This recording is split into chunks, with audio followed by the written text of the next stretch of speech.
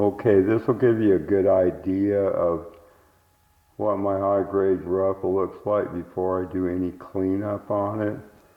As you can see, it comes with various coatings and things sticking off the top, and in order to get a really nice bead blank, I don't have any choice but to clean all the crap off of these things. If the word crap bothers you, I'm sorry. Anyway, you can see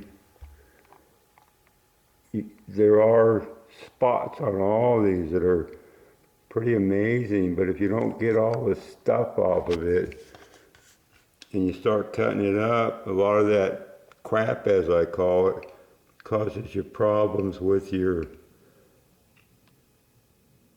finished beads.